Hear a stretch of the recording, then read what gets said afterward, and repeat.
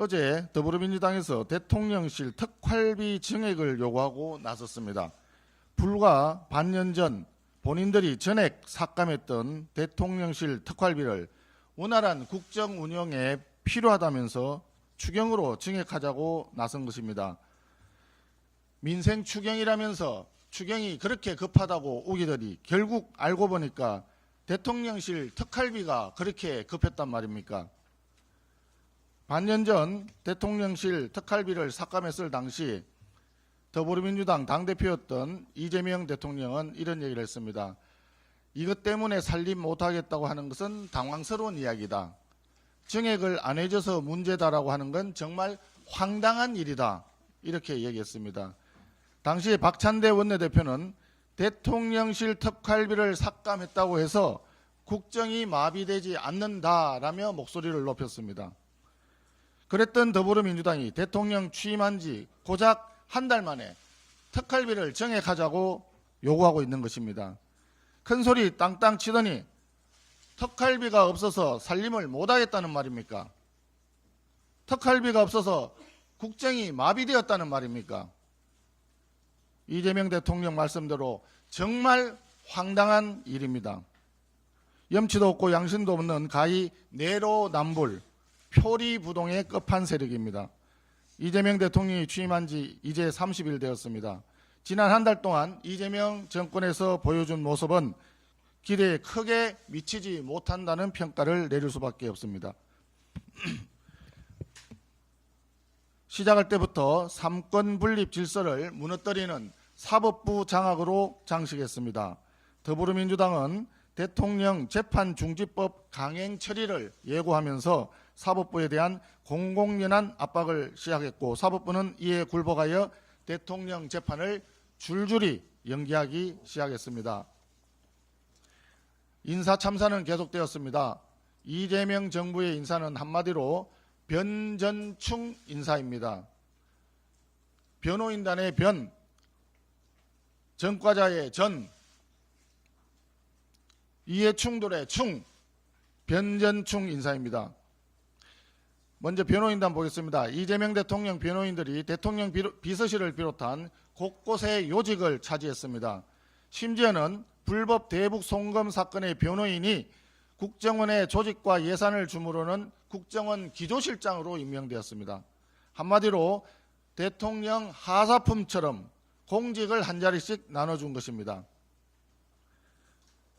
그런가 하면 전과자들이 요직을 점령하고 있습니다. 전과 5범의 국무총리, 전과 2범의 비서실장, 드루킹 댓글 조작 주범은 지방시대 위원장으로 임명했습니다.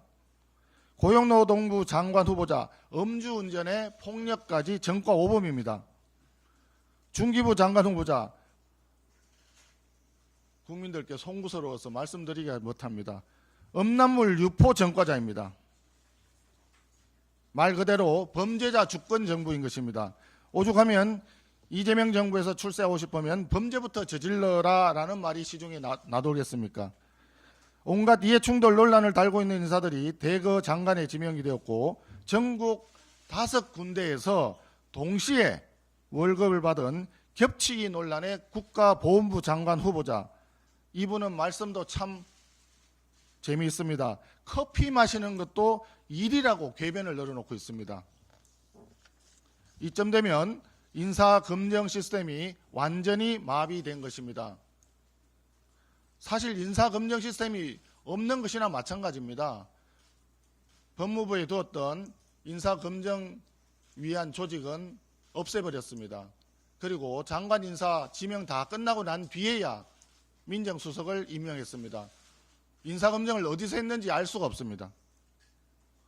외교는 불안하기만 합니다.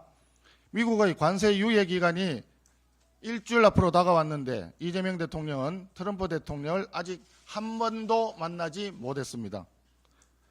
관세 폭풍을 어떻게 해결할 구상인지 국민들의 걱정이 점점 커지고 있습니다. 그런 가운데 집권 여당은 야당의 전면전을 선언하면서 막가파식 입법 폭주의 시동을 걸었습니다. 어제 과방위는 여당 주도로 방송장악 3법을 일방적으로 처리했습니다. 앞서 말씀드린 대로 추경은 대통령실 특활비가 그렇게 급한지 처리 기한을 내일까지라고 못 박았습니다. 30조 추경을 40조 추경으로 뻥튀기한 과속 운전을 하고 있습니다.